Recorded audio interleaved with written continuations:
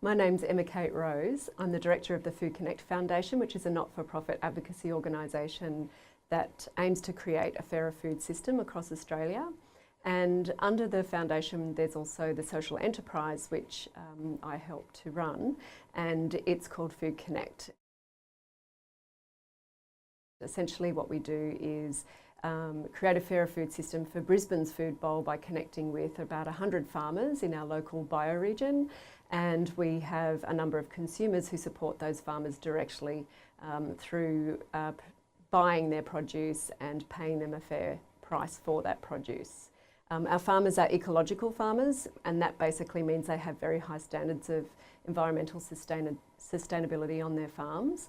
And essentially, basically, that means the health of the soil is paramount, and as well as the health of their waterways on their properties.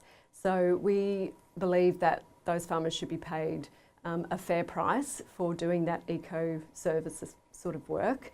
And we also encourage a lot of social justice in terms of the way we operate Food Connect with our inclusivity policies, as well as paying workers a fair price and giving them good working conditions. Yeah, there are two aspects. So one's very high level and strategic, which requires me to engage with policymakers and politicians sometimes, as well as writing press releases and think pieces about the food system and sharing as much information about what's happening globally with respect to a sustainable food system and how that applies to the current context in Australia. So that requires a lot of public speaking, it requires networking with various sort of actors in the food system network. It includes a little bit of activism in terms of pushing the agenda with our advocacy work and running events and education workshops and the like. The other aspect of my operational role with Food Connect on a day-to-day basis is basically to help our team meet their sales targets. So it's a business, and even though we have social and environmental objectives, we still run it as a normal day-to-day business. So that means we need to make a profit, and we have sales targets to meet, and we have a marketing strategy. So my strength is more on the side of marketing and promotions, as well as strategic planning and business development. So that's sort of my day-to-day role at Food Connect. So one of the challenging aspects of my roles, I guess, is trying to wear two hats on a day-to-day basis. So, I have to be always thinking about the bigger picture and the mission of what we're trying to achieve. And that is a challenge, because when you're making sort of tactical decisions within the business at the ground level, you need to keep an eye on that mission at all times in terms of how that drives your decision making, so that you're not drifting from what your core goals are. So sometimes that can conflict with sales targets, because we might engage with a particular sales strategy that doesn't fit within the ethos of that mission. So we have to have a very delicate balancing act. So that's a challenge on a day-to-day basis. I guess when you're running an organisation, dealing with all sorts of people, from farmers through to staff members who may not have a good grasp of the English language, as we employ a couple of refugees. And dealing also with customers and their expectations, because we do operate within a mainstream food service industry. So we do have to meet very high expectations of customers in terms of quality and variety. So they're sort of some of the challenges on a day-to-day basis that I often come across and grapple with. So when I left school, I tried a couple of different things. I tried a course here at Griffith University in Modern Asian Studies. However, I kind of lost a little bit of interest in that. I don't think I was ready to study at that point in my life. So I worked for a couple of years and then went back to university, and I studied Bachelor of Arts Justice Studies at QUT. And there I specialised in crime prevention and security and intelligence, which were quite specialised fields.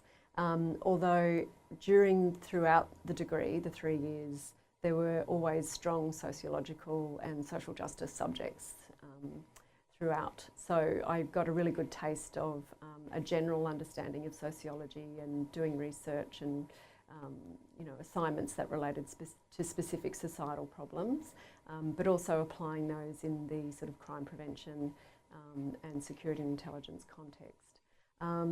And I think it was a really lovely all-rounder kind of a degree where a lot of us went in different directions when we graduated. I took on an internship at Brisbane City Council in their corporate security section, which was just basically ensuring that all of the assets, I guess council would call them, like customer service centres and childcare centres, had the right policies and procedures in place for workplace safety as well as security incidents.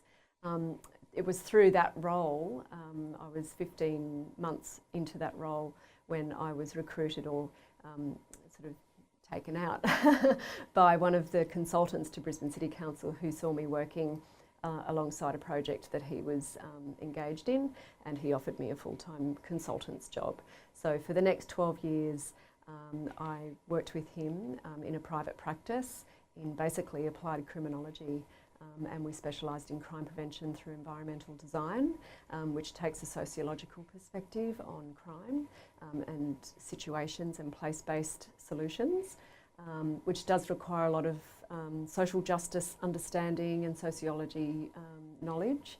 And we also specialised in another aspect of the business, which was education and conferences and workshops to basically educate police service and other security professionals about those softer strategies that could be employed rather than just applying CCTV as a solution to every crime problem in public spaces. Yeah.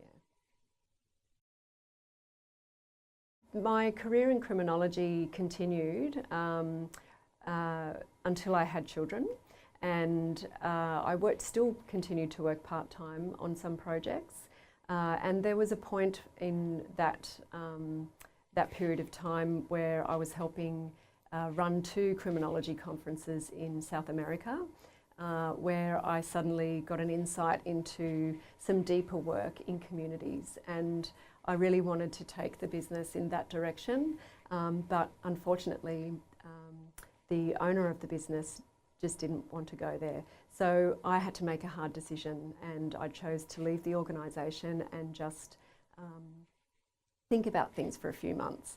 And it was during those few months that I actually saw the movie An Inconvenient Truth, and that of course spurred my interest and more research into sustainability and the urgency around climate change. And I started my own community group called the Ashgrove Climate Change Action Group at the time, and it grew to about 200 members. And it was during that time of doing education and engaging with a lot of professionals in that sort of advocacy that I decided to start Brisbane's first car sharing service. So I saw sustainable transport as a way to address some of the fundamental issues that we have in our cities relating to pollution and climate and carbon pollution. And I thought, well, car sharing is a perfect example of that. So I partnered with an organisation in Sydney called Go Get Car Share, and we launched a car sharing service here in Brisbane in 2006. So that was fantastic, and it was through that work that I met my current partner, who started Food Connect, and then I had another baby, and so I sold the car sharing business and slowly but surely joined Food Connect in subsequent years, and that's where I am now. So the skills that helped me in the real world in terms of what I learnt at university were things like learning how to critically analyse data, but also the whole process of inquiry and research. I did a lot of qualitative research and a lot of action research at university, and that gave me a really good understanding of the nuances related to big problems. And so when I transitioned into the workforce, I was able to apply those skills with all the projects that I worked on, specifically not just at Brisbane City Council, but also when I was in private practice.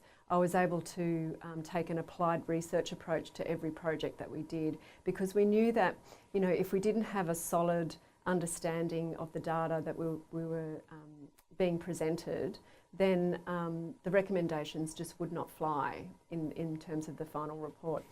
And you know, some of our reports were 40,000 words long and it did require a lot of data analysis and a lot of validation as well as to what our observations and qualitative research could substantiate. So it was very useful in terms of being able to use those skills of critical thinking.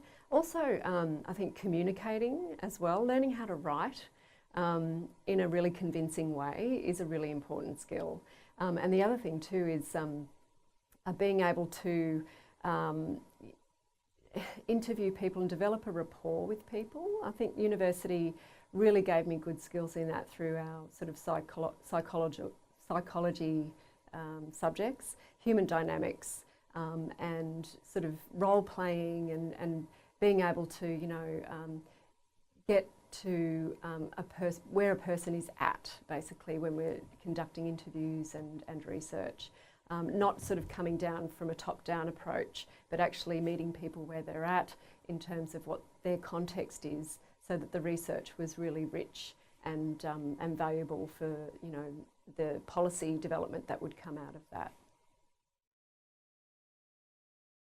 So I think the value of a degree like the Bachelor of Social Science is that you get an incredible diversity of skills and knowledge through doing a degree like that. You're able to adapt pretty much to any kind of working environment, but you're also able to pick specific areas that you want to specialise in and develop further. So having that really broad you know, array of subjects to choose from, I think is an asset in your sort of tool bag of skills that you're going to come out with at the end of the degree, because you're able to apply your knowledge, your skills, your critical thinking. I find that degrees like the Bachelor of Social Science give people this kind of curiosity about the world and about social problems that, you know, often a degree like accounting might not give you, you know, which is very kind of constrained in one kind of direction. So I feel that, you know, the Bachelor of Social Science will give people the choice of skills and knowledge and, you know, pathways into a career of their choice. And, you know, as you can see in my example, my career has not been a very straightforward path at all.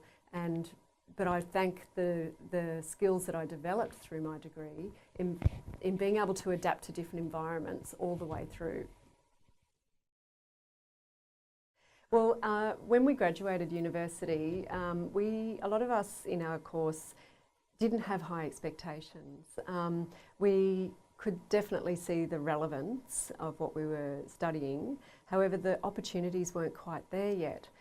What I would have loved to have known before graduating was, you know, the various things that we could have, you know, gone into, not just this sort of militaristic or police force world. I really would have loved to have had more, known about more options that are available. And I know that graduates from my degree, even now, they're in all sorts of different jobs that they would never have planned to have, you know, gone into at the date of graduation. So everyone's in a different place now. And I don't think they could have planned that themselves. And, you know, maybe the university at the time couldn't have either because it was such a new degree at the time. It was really breaking new ground. So we were going out there very fresh, and it was kind of freeing in a way, because we could pretty much design our own futures if we could find the right people to nurture us in the industry. My advice to students would be to remain open and curious about your direction in your career. It's very difficult for you at this age, particularly at an early age, just out of school, to really know what's going to be at the other end of your degree. And I think the more open you are and the more curious you are about that direction, I think the more successful you're going to be in terms of what you're going to get at the end.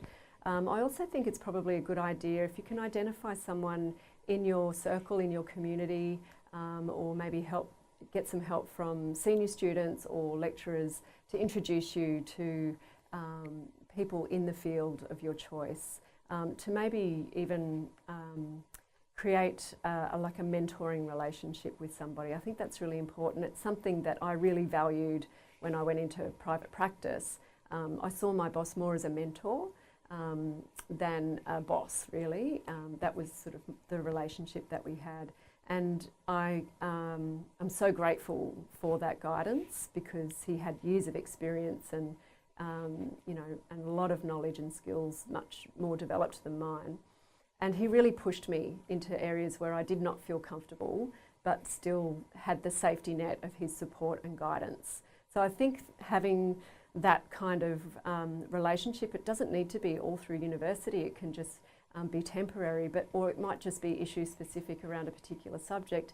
If you can identify someone who you respect, you know, but at the end of the day, it's your decision and it's your life. And I think you should always remain true to your own direction and how you feel about where you want to go. I guess the only thing that I would change about my career journey is identifying more female role models. I don't think I had much of that in the 90s. And I think these days it's a totally different situation. And I'm hoping to develop my skills as a mentor myself with students and with you know, people around me. So recently I became the chair of the Queensland Social Enterprise Council for 2018, and I really am excited about that role, and particularly in terms of helping social entrepreneurs develop their skills and you know, giving them some, you know, hard-won advice, pitfalls to watch for as they start their entrepreneurial journey in, you know, developing businesses for good. So I think, you know, if there was anything that I would change about my journey, it would be having a female mentor or a female role model to look up to, and you know, on those days where you really do question yourself, because there are those days where your confidence is at an all-time low and you really wonder about, you know, your value that you're contributing in the world. I think having that person just to feedback from, or even if, you know, you don't have a direct relationship with them, but you just know them as someone like Julia Gillard was the Prime Minister, and if you know, can identify with some of her strengths, I think having those people in positions of power and status really helps young women in particular develop the confidence to really forge their own path in their careers.